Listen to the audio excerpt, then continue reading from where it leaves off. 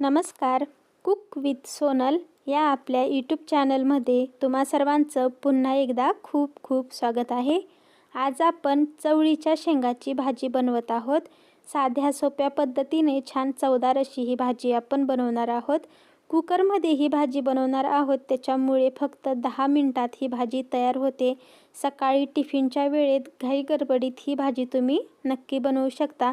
तर त्यासाठी चवळीच्या शेंगा आपल्याला घ्यायच्यात. छान कवळ्या अशा चवळीच्या या शेंगा आहेत. या शेंगा आता आपल्याला मोडून घ्यायच्यात. तर दोन्ही बाजूचे त्याचे जे देठ आहेत ते अगोदर असे हाताने मोडून घ्यायचे आणि नंतर त्याचे आपल्याला छोटे छोटे असे तुकडे करून घ्यायचे आहेत. तर पहा, हातानेच याला असं मोडून घ्यायचं.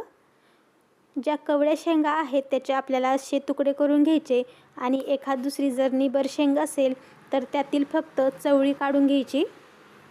कारण निबर शेंग असली तर त्याचं जे वरचं साल असतं ते भाजीमध्ये चांगलं लागत नाही. तर त्यासाठी पहा, या पद्धतीने फक्त त्यातील आपल्याला चवळी काढून घ्यायची आहे. सर्व शेंगा आपल्याला याच पद्धतीने मोडून घ्यायच्यात. आदल्या रात्रीसुद्धा तुम्ही या शेंगा मोडून ठेवू शकता, म्हणजे सकाळी भाजी बनवायला सोपी जाते. आता कुकरमध्ये भाजी बनवतोय तर कुकर आपल्याला गरम करत ठेवायचा आहे. त्याच्यामध्ये 2 पळ्या तेल टाकायचं. तेल चांगलं गरम झालं की अर्धा चमचा मोहरी टाकायची. शेंगा 2 ते 3 पाण्याने आपल्याला स्वच्छ अशा धुवून घ्यायच्या आहेत. तर शेंगासुद्धा मी छान अशा धुवून घेतल्यात. आता याच्यामध्ये अर्धा चमचा मोहरी टाकायची. मोहरी छान तडतडली की लगेच याच्यामध्ये अर्धा चमचा जिरे टाकायचं आहे. जिरे छान फुलल्यानंतर एक मध्यम आकाराचा कांदा बारीक चिरून आपल्याला याच्यामध्ये टाकायचा आहे. कांदा आता थोडासा आपल्याला परतून घ्यायचा आहे. 1 चमचाभर ठेचून घेतलेला लसूण याच्यामध्ये टाकायचा आहे.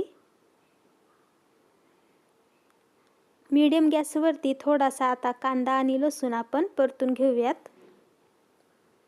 हलकासा याला लालसर रंग येईपर्यंत आपल्याला हा कांदा परतून घ्यायचा आहे. तर पहा, आता कांदा छान असा परतल्या गेलेला आहे. थोडासा तो लालसर झाला आहे. आता आपण याच्यामध्ये मसाले टाकून घेऊयात. सर्वात अगोदर पाव चमचा हळद याच्यामध्ये टाकायची आहे. तुम्ही रोजच्या भाजीमध्ये जे मसाले वापरत असाल ते सर्व मसाले याच्यामध्ये टाकून घ्यायचे.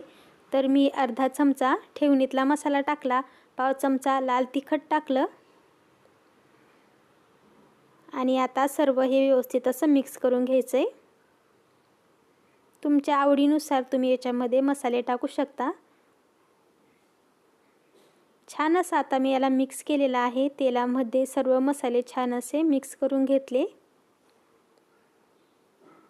धुवून घेतलेल्या चवळीच्या शेंगा आता आपण याच्यामध्ये टाकून घेऊ. सर्व छान असं मिक्स करून घेऊयात. अर्धा चमचा मीठ टाकूयात. चवीनुसार तुम्ही मीठ टाकू शकता.